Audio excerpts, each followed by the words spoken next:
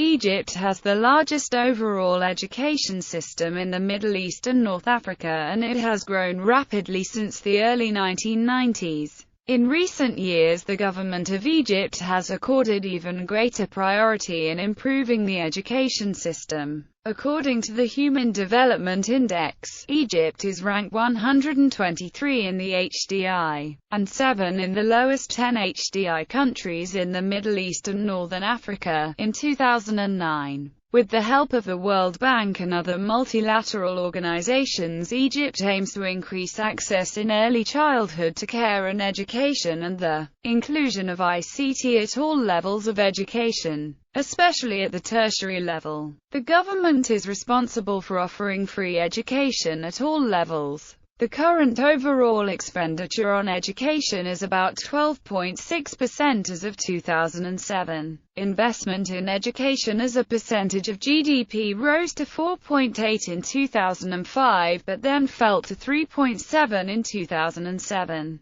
The Ministry of Education is also tackling with a number of issues, trying to move from a highly centralized system to offering more autonomy to individual institutions, thereby increasing accountability. The personnel management in the education also needs to be overhauled, and teachers should be hired on merit with salaries attached to their performance. Education system. The public education system in Egypt consists of 3 levels. The basic education stage for 4 to 14 years old, kindergarten for 2 years followed by primary school for 6 years and preparatory school for 3 years. Then, the secondary school stages for 3 years, for ages 15 to 17, followed by the tertiary level. Education is made compulsory for 9 academic years between the ages of 6 and 14. Moreover, all levels of education are free within any government-run schools. According to the World Bank, there are great differences in educational attainment of the rich and the poor, also known as the wealth gap. Although the median years of school completed by the rich and the poor is only 1 or 2 years, but the wealth gap reaches as high as 9 or 10 years. In the case of Egypt, the wealth gap was a modest 3 years in the mid-1990s. Overall, the Composite Education Index in the MENA flagship report, The Road Not Traveled, showed promising results of Egypt's relative educational achievements. Of the 14 MENA countries analyzed, Egypt achieved the universal primary education and has also reduced the gender gap at all levels of instruction. But there is still a need to improve the quality of education. Egypt launched its National Strategic Plan for Pre-University Education Reform. The strategic plan mirrors Egypt's commitment to a comprehensive, sustainable, and collective approach towards ensuring an education of quality for all and developing a knowledge society. Its key elements are access and participation, teachers, pedagogy, curriculum and learning assessment, textbooks and learning materials, management and governance, and a quality improvement strategy. Promotional examinations are held at all levels except in grades 3, 6 and 9 at the basic education level and the grades 11 and 12 in the secondary stage, which apply standardized regional or national exams. The Ministry of Education is responsible for making decisions about the education system with the support of 3 centers: the National Center of Curricular Development, the National Center for Education Research, and the National Center for Examinations and Educational Evaluation. Each center has its own focus in formulating education policies with other state-level committees. On the other hand, the Ministry of Higher Education supervises the higher education system. There is also a formal teacher's qualification track in place for basic and secondary education levels. The teachers are required to complete 4 years of pre-service courses at university to enter the teaching profession. Specifically with respect to teachers' professional development to raise mathematics, science and technology teaching standards. The Professional Academy for Teachers offers several programs. Local teachers also take part in the international professional training programs. Starting in 2007, the Ministries of Education, Finance, and local development started informal discussions to experiment with the decentralization of education. Working groups were established to make more formal proposals. Proposals included ideas for starting with recurrent expenditures, using a simple and transparent formula for carrying out fiscal transfers, and making sure that transfers would reach the school itself. During 2008, design was carried out, 3 pilot governorates were chosen, and monitoring and capacity building processes and manuals were agreed upon. The formula is quite simple, and includes enrollment, poverty, and stage of education as drivers. During 2009, funding was decentralized all the way to the school level, and schools began to receive funding. As of late 2009, the pilot showed few if any problems, and the expected results were materializing quite well, in terms of stimulating community participation, allowing schools to spend more efficiently and assess their own priorities, and increasing the seriousness of school-based planning by creating a means to finance such plans, among other expected results.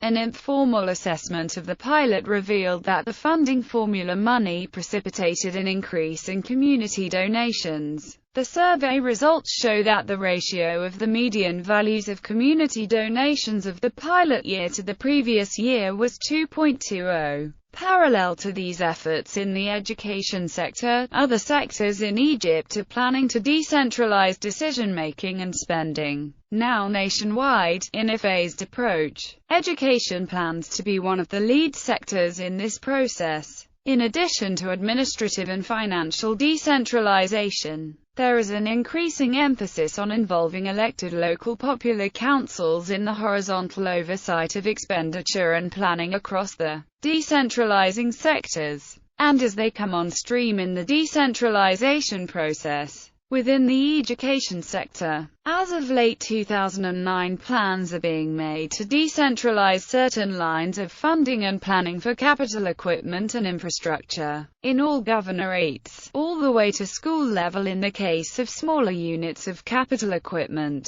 or levels higher than the school for items such as new infrastructure. The education sector does expect to continue to use the original 3 pilot governorates as a special observatory to assess and understand how well the process is proceeding. History of education in Egypt. Modern education was introduced under the auspices of Ottoman Pasha Muhammad Ali during the early 1800s. He started a dual system of education at the time, one serving the masses attending traditional Islamic schools and another called madrasa for the elite civil servants. The Kutub taught students the basics of reading and writing through memorizing and reciting Quranic verses with no emphasis on experimentation, problem-solving or learning by doing, while the madrasa offered a more modern educational pedagogy. Demographics. The overall literacy rate in Egypt is 72% as of 2010, being 80.3% for males and 63.5% for females. There is special attention given by the government and other NGOs to reduce gender disparity in education and to achieve the 2015 Millennium Development Goal of universal primary education. The Egyptian educational system is highly centralized, and is divided into 3 stages. Basic education, primary stage, preparatory stage, secondary education, post-secondary education. Since Egypt's extension of the free compulsory education law in 1981 to include the preparatory stage, both primary and preparatory phases have been combined together under the label basic education. Education beyond this stage depends on the student's ability. Government schools. Generally speaking, there are 2 types of government schools: Arabic schools in experimental language, the governmental national curriculum in the Arabic language. A governmental English language curriculum is taught starting at first primary year, and either French, German, Spanish or Italian is added as a second foreign language in secondary education. The good thing for Egyptians, it is for free, but there is about 75 students per class for some of them. Experimental language schools teach most of the government government curriculum in English, and adds French or German as a second foreign language in preparatory education. An advanced English language curriculum is provided in all educational stages, except for the last year. Social studies are taught in Arabic. Students are admitted into first grade at age 7, a year older than Arabic schools. Private schools. Generally speaking, there are 4 types of private schools. Ordinary schools. Their curriculum is quite similar to that of the government schools, but the private schools pay more attention to the students' personal needs and to the school facilities. And this one would be holding around 45 students per class, which is still a lot for one teacher. Language schools teach most of the government curriculum in English, and add French or German as a second foreign language. They are expected to be better than the other schools, because of the facilities available, but their fees are much higher. Some of these schools use French or German as their main language of instruction, but it may be difficult for the student to study in governmental universities in Arabic or English afterward, and also holds around 40 students per class for some schools like this, because it is rare to find one, and also the cost is like 20 add to the cost of the ordinary private school, which is between $800 till $1,500 a year per student 4 years old. Religious schools are religiously oriented schools, as Al-Azhar schools or Catholic schools. These ones are not as the previous one, it's a little better too, which is around 40 students per class and around $2,000 US a year per student 4 years old, which is still affordable to the most population of Egypt, but mostly not still that education that they are looking for to give it to their children. International schools are private schools that follow another country's curriculum. The schools offer better activities, facilities, and teaching faculty, but many of the private schools were built by missionaries, are currently affiliated with churches and provide quality education. Many private schools offer additional educational programs, along with the national curriculum, such as the American High School Diploma, the British IGCSE system, the French Baccalaureate, the German Abitur and the International Baccalaureate. These are the types of private schools in Egypt.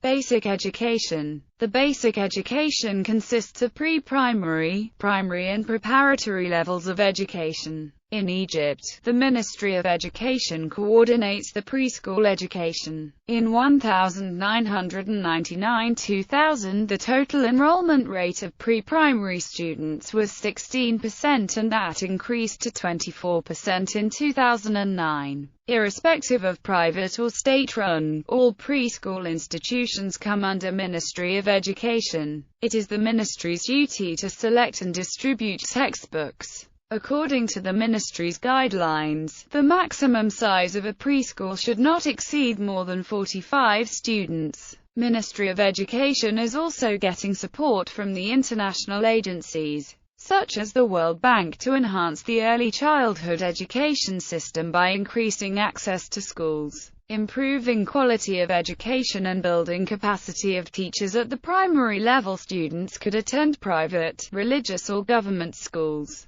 Currently, there are 7.8% of students enrolled at primary level in private schools as of 2007. The total enrollment of students at primary level is 105% in 2007. The examinations at grade 3 are on district level. Though there is a push for Egyptian children to attend primary school, educators are often ill-equipped to teach them. As of 1995, a mere 7% of primary school teachers in Egypt had received a university degree. The remaining 93% only had 9 years of formal education. The second tier of basic compulsory education is the preparatory stage or lower secondary, which is 3 years long. Completion of this tier grants students the Basic Education Completion Certificate. The importance of completion of this level of education is to safeguard students against illiteracy, as early dropouts at this stage easily recede into illiteracy and eventually poverty. Secondary education. Secondary education consists of 3 tracks. general, vocational, technical and the dual system vocational education known as Mubarak Cole schools.